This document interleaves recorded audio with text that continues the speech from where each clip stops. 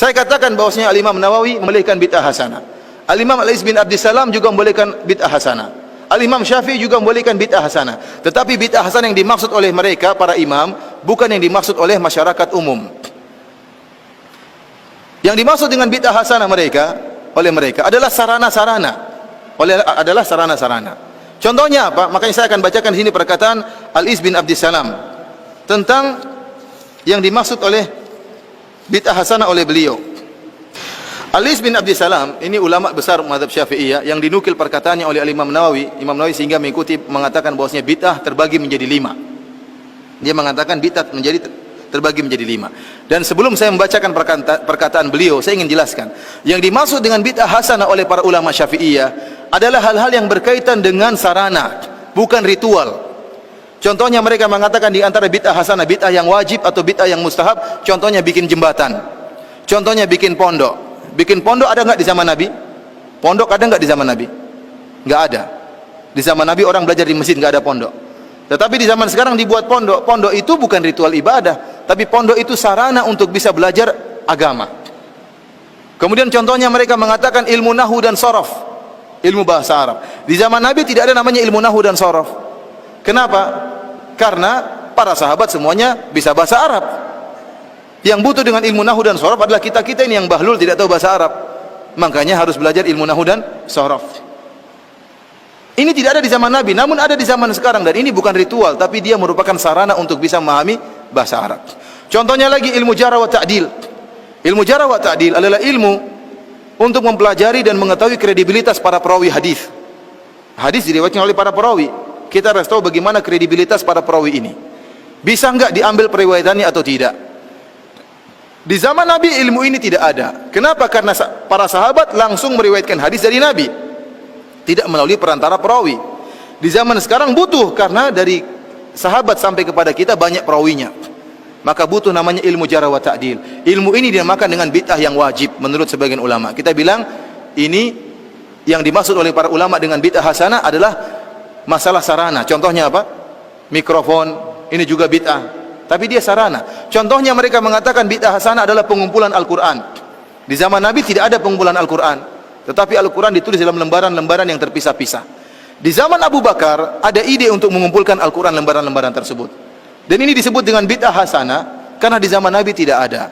Tetapi pada hakikatnya dia bukan ritual ibadah, tetapi dia sarana untuk mempelajari Al-Quran. Maka butuh lembaran-lembaran tersebut dikumpulkan.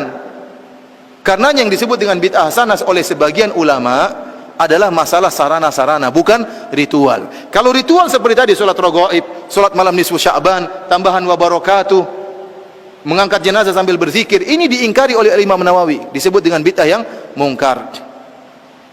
Sebagian orang-orang Indonesia tatkala melihat ternyata sebagian ulama Syafi'iyah membolehkan bid'ah hasanah, mereka salah paham. Mereka menyangka bid'ah hasanah yang dimaksud kreasi sebebas-bebasnya. Padahal tidak, yang dimaksud dengan bid'ah hasanah adalah masalah sarana dan sarana, bukan membuat ritual ibadah yang baru. Ya. Karenanya lihat, tatkala Imam Al-Iz bin Abdissalam mengatakan bid'ah terbagi menjadi bid'ah yang wajib, bid'ah yang haram, bid'ah yang mandub, dan bid'ah yang makruh, dan bid'ah yang mubah. Jadi bid'ah ada berapa?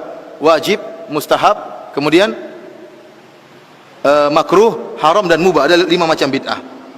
Kemudian beliau menyatakan ada beberapa contoh bid'ah yang wajib, kata beliau. Yang pertama, berkecimpung dalam ilmu nahwu, yang dengan ilmu tersebut dipahami perkataan Allah dan perkataan Rasulullah. Hal ini hukumnya wajib. Menjaga syariat tidak mungkin kecuali dengan ilmu nahwu. Contoh kedua adalah menjaga kata-kata yang asing, yang gharib. Jadi di zaman Nabi tidak ada penulisan kata-kata gharib. Jadi ada bahasa Arab, bahasa yang luas, dan Nabi dan para sahabat mengerti bahasa Arab dengan detail. Kemudian berlanjut dengan berjalan waktu, sebagian ulama pengetahuan tentang bahasa Arab berkurang. Oleh karenanya bahasa Arab yang susah-susah harus ditulis, dikumpulkan supaya orang tidak lupa. Pengumpulan tulisan bahasa-bahasa Arab yang susah ini dianggap bid'ah yang wajib oleh Al-Iz bin Abdissalam. Ini ritual ibadah atau bukan? Bukan, dia bukan ritual, tapi hanyalah sarana untuk menjaga syariat. Contoh ketiga, bid'ah yang wajib adalah penulisan usul fikih. Usul fikih juga tidak ada di zaman Nabi, tetapi dia bukan ritual ibadah. Ilmu usul fikih adalah ilmu untuk mempelajari penunjukan bahasa-bahasa Arab. Di zaman Nabi tidak perlu, karena para sahabat sudah ngerti bahasa Arab dan penunjukan bahasa Arab tersebut. Ini ilmu bukan ritual ibadah, bukan suatu ritual, tetapi sarana untuk bisa mempelajari agama. Dia sebutkan juga di antara contoh bid'ah yang mustahab, di antaranya pembuatan ar-rabat dan sekolah-sekolah, buat pondok, sekolah-sekolah, ini bid'ah hasanah. Bid'ah yang mustahab. Dari sini ikhwani fillah wa akhwati fiddin azanillahu iyyakum, kita paham ternyata meskipun sebagian ulama Syafi'iyah membolehkan adanya bid'ah hasanah, namun bid'ah hasanah yang mereka maksudkan tidak sebagaimana yang dipahami oleh banyak orang, sehingga mereka menyangka boleh berbuat kreasi dalam ibadah sebanyak-banyaknya. Ini tidak dibenarkan, ya. Yang dimaksud bid'ah hasanah oleh mereka hanyalah, ya, perkara-perkara yang berkaitan dengan sarana dan bukan ritual ibadah. Karena kalau kita membuka bab ini, setiap orang boleh bikin ritual agama, maka akan banyak kelompok-kelompok yang aneh-aneh. Akan banyak kelompok yang aneh-aneh. Ada yang berzikir dengan menggerakkan kepalanya, la ilaha illallah, ya, seperti itu apa? Illallahnya harus begini. Kenapa begitu? Enak saya rasakan kalau. Kenapa kalau saya illallah sebelah kiri enak atau tidak, ya? Orang juga, ya. Oleh karena saya katakan bid'ah hasanah semuanya relatif, tidak ada yang absolut. Beda dengan syariat. Kalau syariat Islam, solat berjamaah semua sepakat itu baik, bersedekah semuanya sepakat itu baik, solat malam semuanya sepakat itu baik. Tetapi bid'ah hasanah pasti ada khilaf. Contohnya seperti kalau bid'ah hasanah, kenapa dikatakan relatif? Karena dia baik menurut sebagian orang, menurut kreator bid'ah tersebut baik, tapi menurut yang lain tidak baik.